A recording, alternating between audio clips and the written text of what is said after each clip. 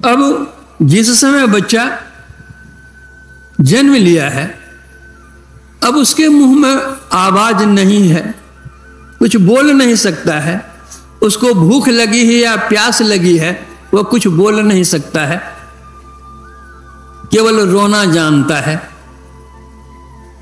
तो रोने का अर्थ माता क्या समझती है कि बच्चे को भूख लगी है।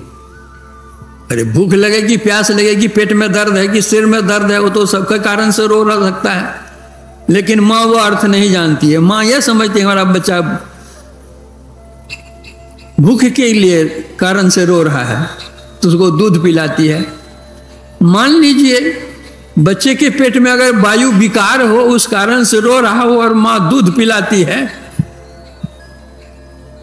तो और वायु विकार बढ़ेगा, उसका दुख बढ़ेगा कि सुख मिलेगा उसको।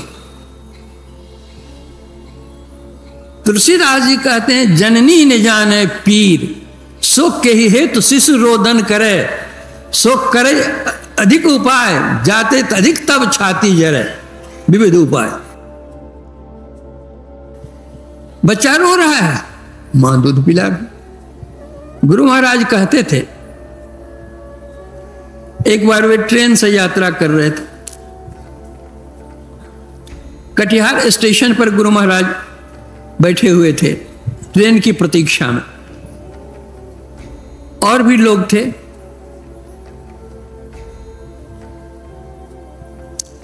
एक छोटा सा बच्चा था, जाड़ा का समय था, उस लड़के का पिता उस बच्चे को गोद में लिए हुए थे। बच्चा रो रहा है,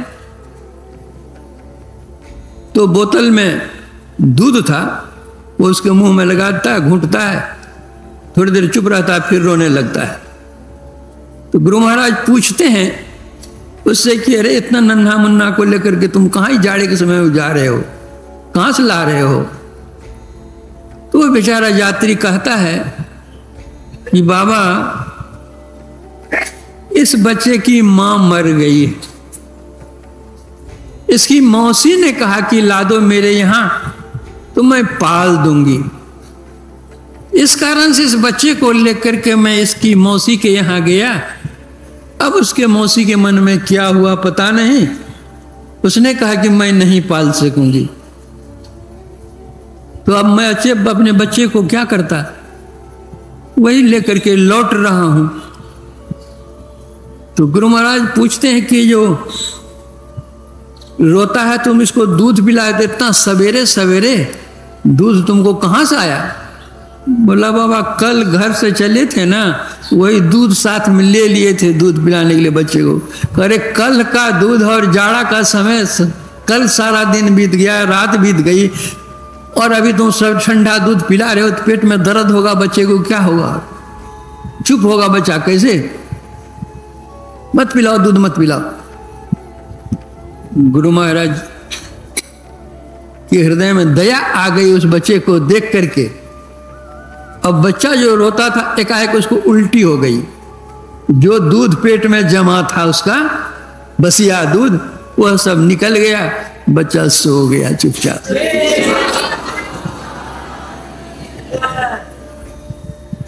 तो बाप तो बेचारा उसके लिए भलाई कर रहा था कि भूख लगी है, रो रहा है बच्चा, लेकिन उसने बुलाई होती थी।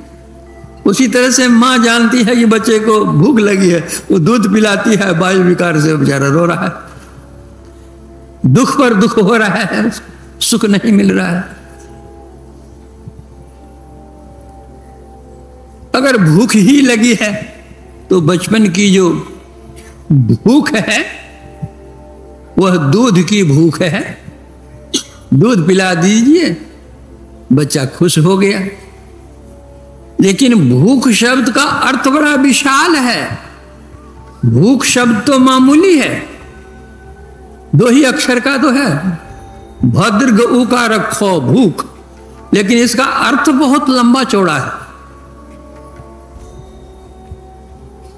भू का अर्थ होता है पृथ्वी, और ख का अर्थ होता है आकाश। पृथ्वी से लेकर आकाश तक जितने जीव हैं सबको भूख लगती है। लेकिन सबकी भूख में भिन्नता है। वही बच्चा है, दूध के लिए रो रहा है ना, उसकी भूख वही है। वही बच्चा थोड़ा बढ़ता है, उसको पढ़ने के लिए भेजते हैं। अब उसकी भूख हो गई विद्या अर्जन करने की। अब जितने दिनों तक वह जितना वो पढ़ना चाहेगा, उसकी भूख उस तरह की बढ़ती जाएगी। आज लोअर किया, अब अपर करेंगे, मिडिल करेंगे, मैट्रिक करेंगे, आईए करेंगे, बीए करेंगे, एमए करेंगे, पीएचडी करेंगे, डिलीट करेंगे, हैं? अब उसकी भूख बढ़ती गई पढ़ने की। पढ़ते पढ़ते पढ़ते पढ़ते जितना पढ़ना चाहिए उसको, जितना पढ़ सका उतना पढ़ा। अब पढ़ने की भूख समाप्त हो गई, अब पढ़ना समाप्त हो गया। अब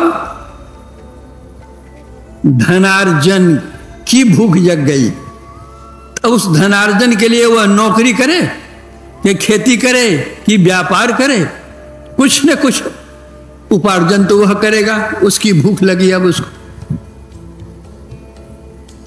वह भी कुछ जो जमा कर लिया, तब भूख जगी कि अब शादी जरा कर ले। तब शादी की भूख उसकी जग गई। अब जो शादी हो गई, तब और तीसरी भूख जगे कि जरा बाल बच्चा होता तो अच्छा था। जब तक बाल बच्चा नहीं तो उस बाबाजी के पास, उस शादी के पास, देवता के पास, उस पीर के पास, पैगंबर के पास, कहां कहां वो दौड़ेगा ठिकाना नहीं है। कितने डॉक्टरों के पास जाएगा ठिकाना नहीं। यह भूख उसकी। पद की भूख, प्रतिष्ठा की भूख, पैसे की भूख, ये सब भूख। एक गरीब है, भीख मंगा है, हाथ पसारे फिरता है, बाबू एक पैसा दे दो। एक 10 पैसे उसके हाथ में दे दीजिए, आप खुश हो जाएगा कि 10 पैसा हमको मिल गया। दूसरे के पास जाएगा, फिर 10 पैसा दिया, खुश हुआ। देते देते देते देते 9 आदमी के पास गया, 10-10 पैसा कर दिया, 90 पैसे हो गए उसको, हैं? अब उसकी चिंता बढ़ गई। 90 पैसे तक तो उसको सुख मिल रहा था, अब 90 पैसा के बाद उसको दुख होने लग गया कि 10 पैसा होता तो रुपया पुरता। अगर 10 पैसा जब तक नहीं मिलता वह दुखी है। जो 90 पैसे पाकर के वह सुखी हो गया था, अब 10 पैसे के लिए वह दुखी हो रहा है। संत सुंदरदास जी महाराज कहते हैं, जो 10, 20, 50 भये सत, हो ये 1000 तो लाख मंगेगी। सैकड़े से 1000 पर, 1000 से लाख पर, कोटि अरब खरब असंख्य, वह भी हो जाए तब धरापति होने की चाह जगेगी। अगर धरापति बन गए तो पृथ्वी पाताल हो राज करो, तृष्णा अधिकाधिक आग लगेगी। सुंदर एक संतोष बिना सठ, तेरी तो आग कभी नहीं बुझेगी। जब तक संतोष नहीं करोगे तब तक यह आग बुझने वाली नहीं। यह संतोष कैसे आवेगा? बिनु संतोष न काम न साही, काम अचत सुख सपने हो नाही। राम भजन बिन मिटहि की कामा, थल विहीन तरु कवहु की जामा। जिस तरह बिना मिट्टी के वृक्ष नहीं जम सकता, उसी तरह जब तक भगवत भजन नहीं करोगे तृष्णा का अंत नहीं होगा, भूख तुम्हारी नहीं मिटेगी, दुख तुम्हारा दूर नहीं होगा, जो शाश्वत सुख चाहते हो वह नहीं मिटेगा। इसलिए राका पति सोड़स वह, तारा गण समुदाय, सकल गिरन दब लाइए। तब बिनु हरि भजन क्या दुख जाए, बिन रवि राति न जाए। ऐसे ही बिनु हरि भजन खगेसा, मिटहिन जीवन केर कलेसा। एक चंद्रमा के प्रकाश को कौन कहे? 16 चंद्रमा पूर्णिमा के उग जाएं। जितने तारे हैं ये सारे के सारे निकल जाएं, जितने जंगल पहाड़ है सब में आग लगा दी जाए, कल्पना कीजिए वह प्रकाश कितना बड़ा होगा। लेकिन फिर भी जब तक सूर्य उदय नहीं होगा तब तक उसकी संज्ञा रात ही रहेगी। उसी तरह दुनिया का कुछ भी तुम कर लो, कुछ भी पालो, लेकिन जो शाश्वत सुख चाहते हो, शांति चाहते हो, कल्याण चाहते हो, वह नहीं। वह जब कभी भी होगा वह भगवत भजन करने से ही होगा। और यह भगवत भजन कोई कठिन नहीं है, सरल है। संत कबीर साहब ने तो कहा, न जोगी जोग से पावे, न तपसी देह जरवावे, सहज में ध्यान से पावे, सूरत का खेल जई आवे। सरल ध्यान है, सहज ध्यान धरु, सहज ध्यान धरु, गुरु के वचन समाई हो, मेली चित्त चला चितरा को रहो नाम लो लाई हो। बिल्कुल सरल, न घर बार छोड़ो, न परिवार छोड़ो, न रोजगार छोड़ो। घर बार परिवार रोजगार में रहते हुए नाम लेकिन जान लो।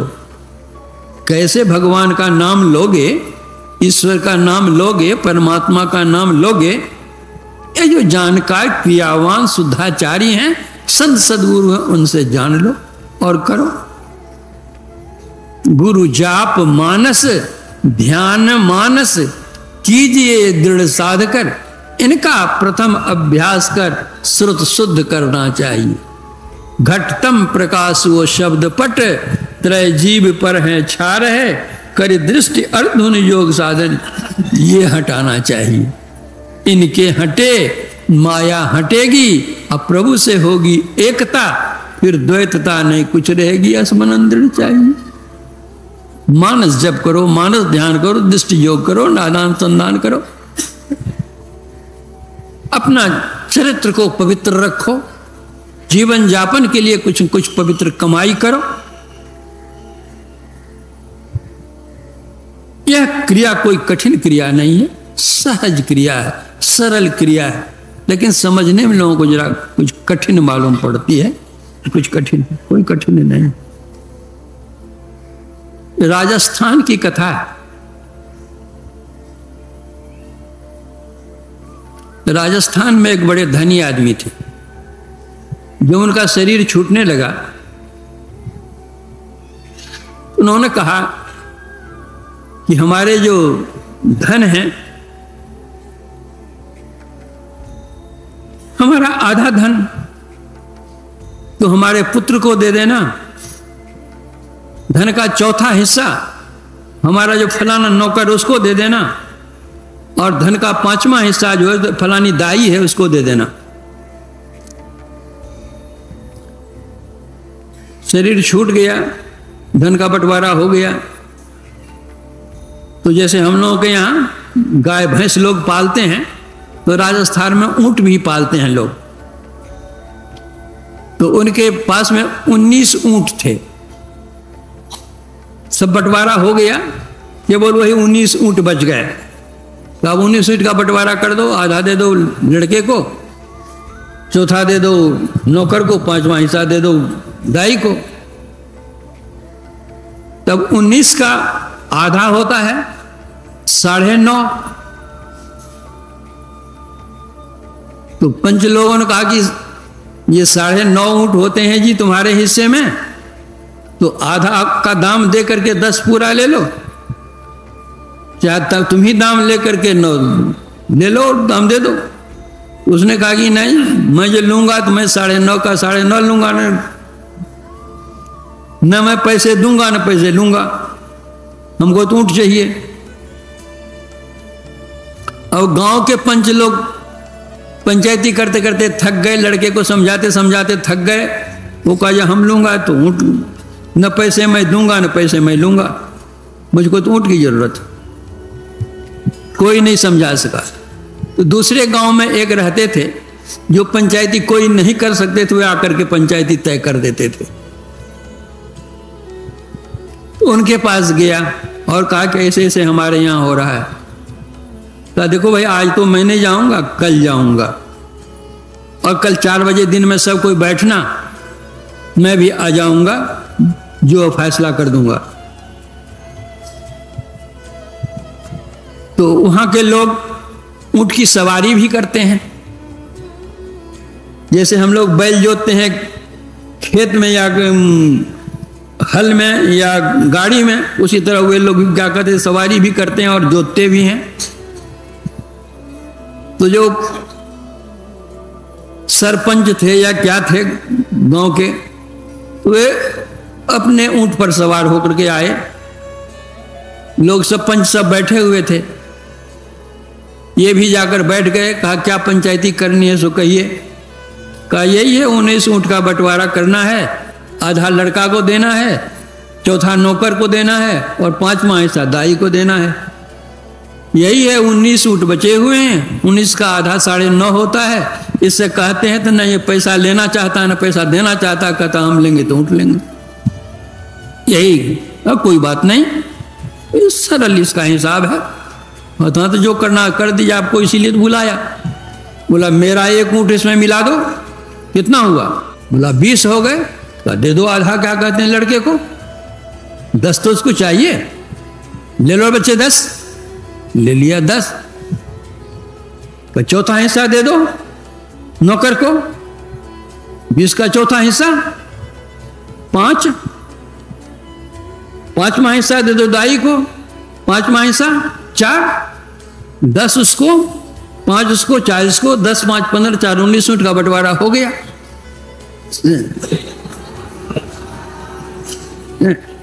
किसी ने कहा कि 1 ऊंट जो बच गया सो, कह रहे भाई वो तो ऊंट मेरा था, मैं चढ़ कर गया था। आपको तो 19 ऊंट का न बंटवारा चाहिए, 20वां ऊंट तो मेरा। तो उसी तरह से ध्यान करने की जो युक्ति है वो कोई कठिन नहीं है, सरल है, सरल से भी सरल है। गुरु महाराज की कृपा से हम लोगों को कृपा प्राप्त है युक्ति मिलने की। हम लोगों को करना चाहिए, जिनको नहीं मिली हुई उनको लेकर के भगवत भजन करना चाहिए और अपना जीवन यह लोक और परलोक बनाना चाहिए। बेसी समय नहीं है, आज रविवार है, फिर गुरु कीर्तन